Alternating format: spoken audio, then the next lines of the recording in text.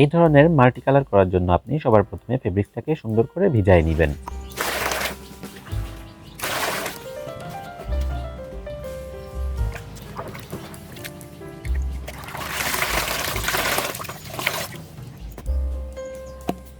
একটা পাইপ এবং সামান্য সুতলি বা দড়ি বলতে পারেন। আর কাপড়টাকে সুন্দর করে মুড়ায়ে তারপরে পাইপের সঙ্গে পেঁচাইতে হবে। আর কাপড়টা পাইপের সঙ্গে যেন সুন্দরভাবে লেগে থাকে সেই কারণেই সুতলি দিয়ে বেঁধে নিতে হবে। তো আমরা এইখানে সুন্দর করে এক মাথা বাঁধার পরে তারপরে পুরো কাপড়টাকে পাইপের সঙ্গে পেঁচাইতে শুরু করব। আর পেঁচানো হয়ে গেলে তারপরে কালার মিক্সিংটা দেখাই দিব।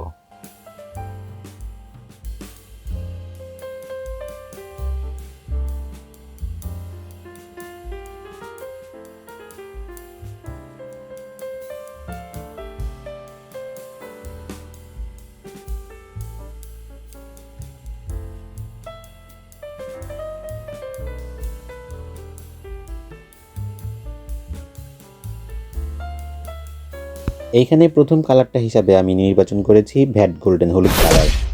আর ভ্যাট গ্রুপের কালারের জন্য যে মেডিসিনগুলো লাগে সেটা হচ্ছে হাইড্রোজ এবং কস্টিক সোডা। আর এদের সাথে সামান্য গরম পানি ব্যবহার করলেই হয়ে যাবে আপনার কালার রেডি। কালার তৈরি হয়ে গেলেই পুরোটা সুন্দর করে কাপড়ের উপর ঢেলে প্রথম রংটা কমপ্লিট করে ফেলতে হবে।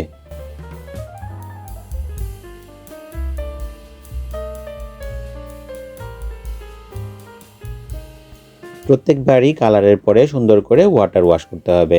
আর যদি ভালো মতো ওয়াশ না হয় তাহলে কিন্তু হাতের সঙ্গে ওই পিচ্ছিলটা থাকবে, দেখা যাবে তখন সমস্যা হচ্ছে।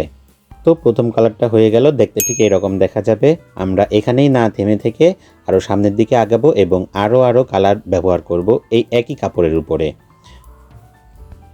ফার্স্ট কালারের মতো আবার সেকেন্ড কালার করার জন্য সেই একই প্রক্রিয়ায় এভাবে পাইপের সঙ্গে বেঁধে নিতে হবে।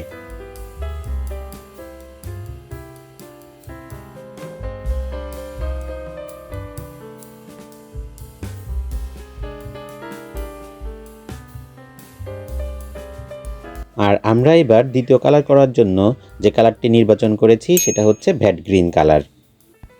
ওই একই রকম ভ্যাট গ্রুপের যে উপকরণগুলো লাগে সেগুলোই আর কি। তো সামান্য পরিমাণ পানি মিক্সড করলেই দেখা যাবে রেডি হয়ে যায় আপনার কালারটি। দ্বিতীয় কালারটিও করা হয়ে যাচ্ছে এবং হলুদের উপরে যেহেতু গ্রিন কালার বসবে সেহেতু দেখতে ভালোই দেখা যাবে আশা করি। তো রং করা হয়ে গেলে দ্বিতীয় কালারটিও আমরা সুন্দর করে দেখে নেব যে আসলে দেখতে কেমন দেখা যায়। তো তার আগে আমাদেরকে অবশ্যই ওয়াটার ওয়াশটা ভালো মতো করে নিতে হবে।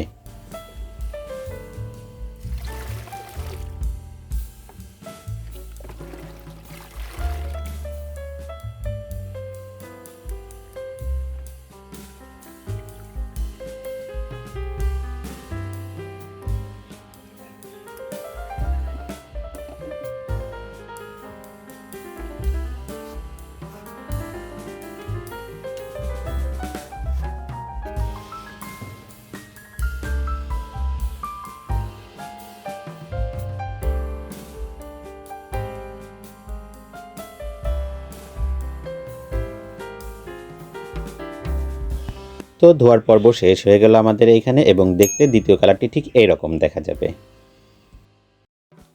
তৃতীয় কালারটি হয়ে যাওয়ার পরেই আমরা তৃতীয় কালারের জন্য পাইপের সঙ্গে আবারও মুড়াইতে শুরু করব।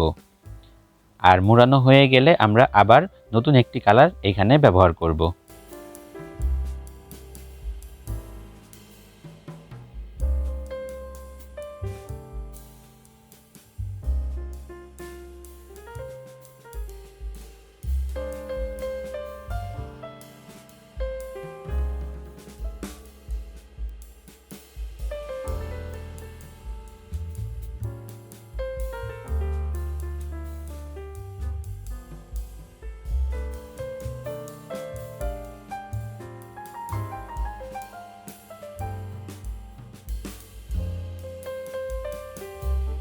আমরা এখানে নতুন কালার হিসাবে ব্যবহার করব হচ্ছে ভ্যাট পার্পল কালারটা।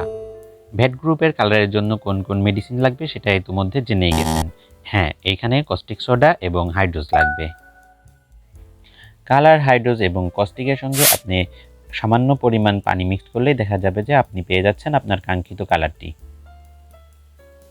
কালারটি মিক্সড করা হয়ে গেল এবং আমরা এখন ফেব্রিক্সে কালারটি করব এবং দেখতে কেমন দেখা যায় পার্পেল কালারটি ব্যবহার করার পরে সেটা আপনারা আমাদেরকে জানাবেন।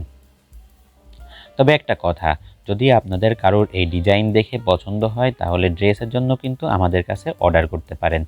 আর আমার ফেসবুক পেজের লিংক কিন্তু ডেসক্রিপশন বক্সে দেওয়া থাকবে, অবশ্যই আপনারা চাইলে ওইখানে যোগাযোগ করতে পারেন।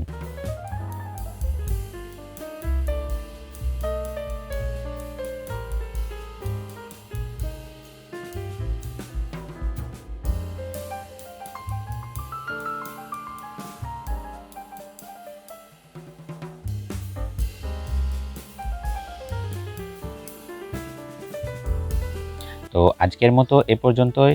আল্লাহ হাফেজ।